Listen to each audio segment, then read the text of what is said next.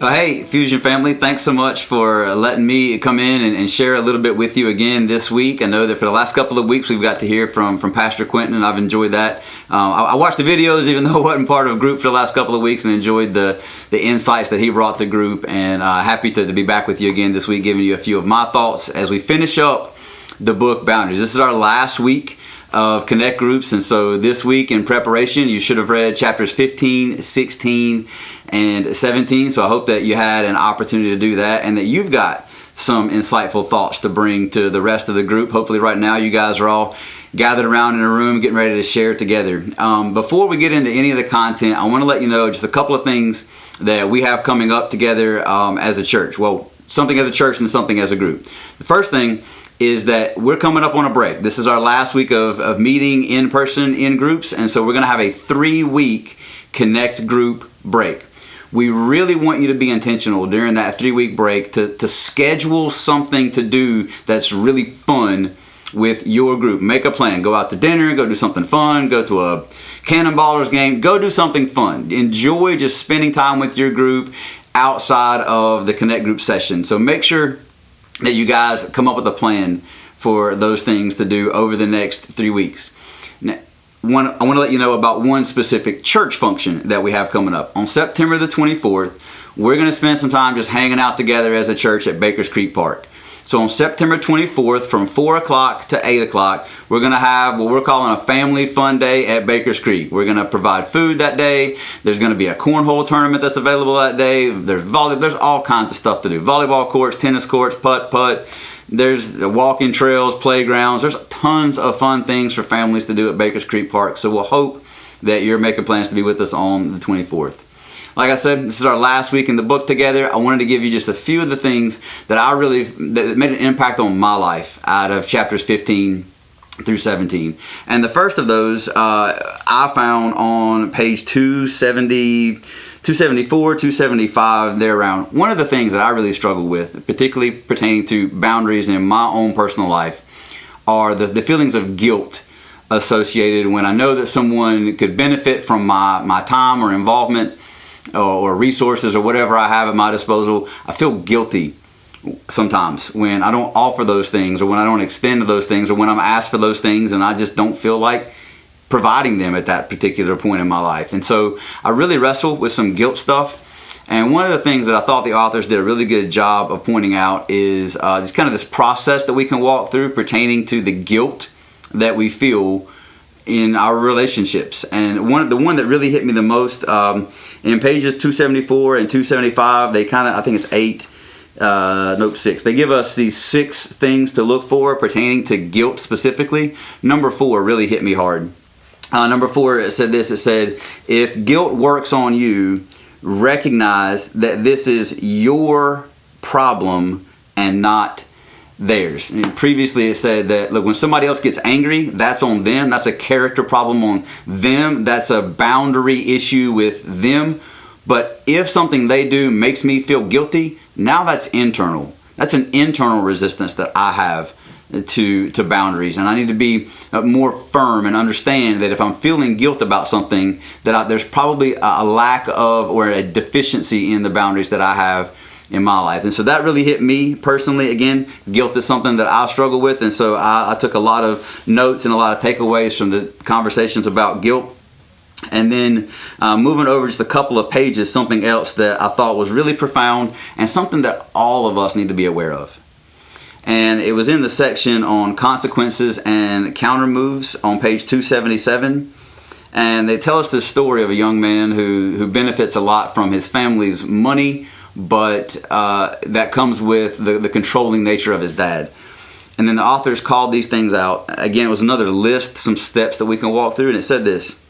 It says right in the middle, the beginning of the second paragraph on page 277, it says, first, figure out what it is that you are getting for your lack of boundaries and what you stand to lose by setting boundaries. That's really profound. I think really helpful for us as well. We have to understand, what is it that's causing us to not want to set, what benefit are we getting by our lack of boundaries, and what are we going to lose when we set it. In the case of the story that they goes on to tell there, this young man was going to lose access to the family money, but he was going to gain control over his life. And he had to make a decision and an assessment about which of those is more valuable.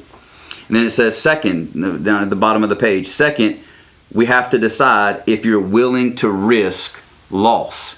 So if this guy was going to lose out on the money, was he willing to give up the money to gain control? And that's an assessment that we have to make. Are you really willing to risk what you're going to lose as a response of setting a boundary? And then it goes on. The third step, whatever you're going to lose in response to setting a boundary, have a plan, have a system, have a support group around you that's going to help you replace what's been lost. And I think that's something that we have to be really intentional about. We have to be diligent in making up for what we have to lose. Then we have to do it. Step 4, and the fourth thing they call it. You've got to do it. Don't allow yourself to be scared of that. You ignore the resistance that you're feeling to actually take action and go and actually make the effort to set the boundary, to hold up the boundary and to stick to it. And then fifth, it says we have to remember that setting a boundary and getting started in this new dynamic in a relationship, that's the hard part. Getting started is always the hardest part. So those are my big takeaways from chapter 15. I thought that, again, I deal with guilt, and so that part really spoke to me personally. There's some work that I've got to do in some of the boundaries. And then there's the section on these evaluations and assessments that we have to make once we begin to understand what boundaries cost us. There's going to be some hurt associated when we set a boundary. Some other people are going to feel hurt. There's going to be some hurt on their part when they begin to hear no where they've never heard no before. And there's going to be some hurt on our part when we begin to feel some of that guilt and experience some of the distance that we've never felt in a relationship prior to having some boundaries. We have to be aware of those things, ready for those things, and recognize that hurt is sometimes healthy. We just have to be careful that we're not inflicting harm or causing intentional pain to somebody else. There's a difference between the conflict that we feel when we set boundaries and then intentionally harming somebody else or being intentionally mean to someone else. That's never okay. The conflict and the hurt that we experience in boundaries, that's healthy. The harming someone or being intentionally mean, that's not okay. And so, again, in that same idea of when we begin to experience some of that conflict, when there is some internal hurt with us because of the boundaries that we've set, because of some of the conflict that we feel, because we're bumping up against a boundary that we've recently set or something that's new to us, there should be something different in our life about that stuff, right? I mean, just think about it this way. If I set a new boundary and then I begin to enact that boundary, it should be new, which means something should have changed in my life. And oftentimes that comes in the way of conflict or this feeling of hurt. And again, the authors did a great job of pulling this out. Again, for me, with guilt being the one that I really battle and struggle with, on page 309, they, under the section that says rejoicing in the guilty feelings, that stuck out to me. They had this call out in the the fifth paragraph. It says, in a funny way, then, activating the hostile conscience might well be a sign of spiritual growth, a signal that you may be protesting unbiblical restraints. When we begin to set boundaries, there's going to be some internal resistance in our lives. There's going to be some external resistance from people outside of those. We have to be aware that those things are going to come and be ready for them, expect them.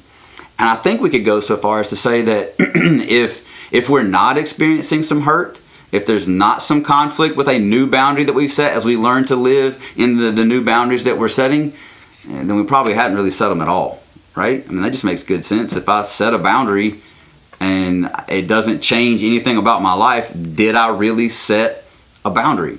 We need to be aware of that things. We need to do some evaluation in our life of what we are now experiencing because of the boundary. There should be some guilt. There should be our conscience that's used to operating the way that it always has there should be a difference to that now. We should be offending our own conscience because it's hitting boundaries that weren't there before. Let's do some evaluation of those things. Let's start asking that question of ourselves.